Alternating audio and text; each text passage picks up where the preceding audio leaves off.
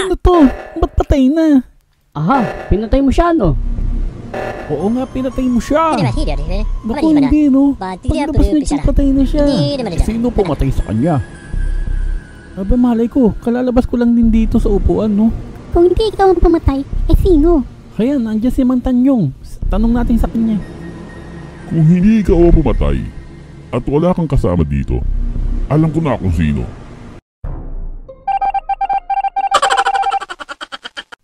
Sige na, gagawin na natin ang task.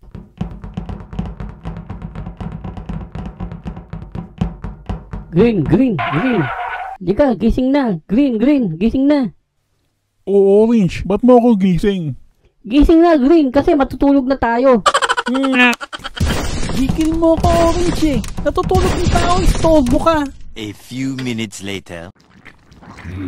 Tama. Pwede ko silang i-double kill. May dumarating. Delikado ako.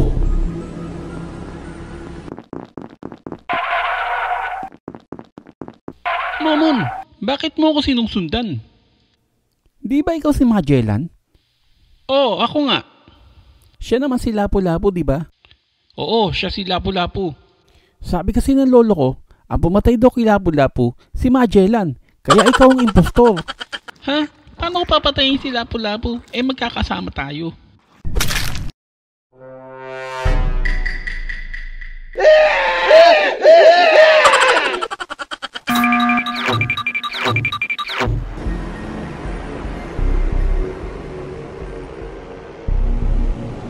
Magkakasama kaming tatlo, si Momo tsaka si Lapu-Lapu.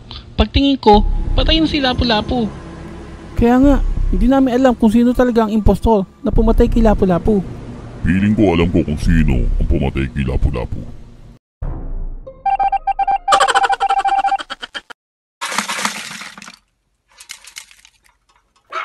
Uy, kawawa naman yung aso. Hello, papi. Nagugutom ka na ba? Wait ha.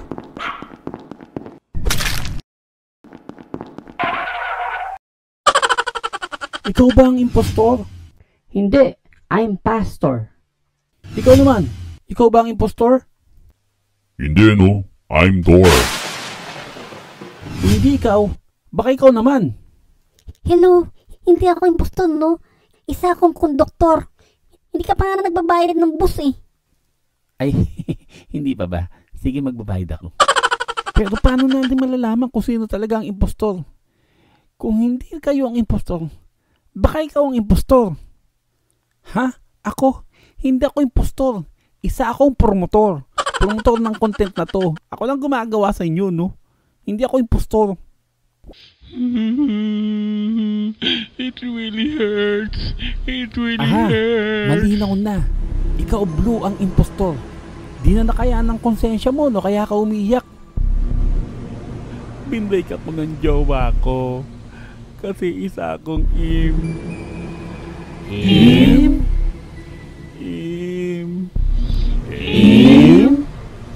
immature.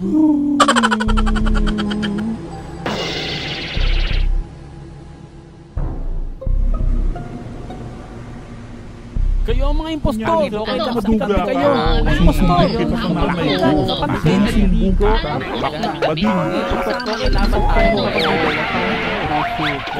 Impostor.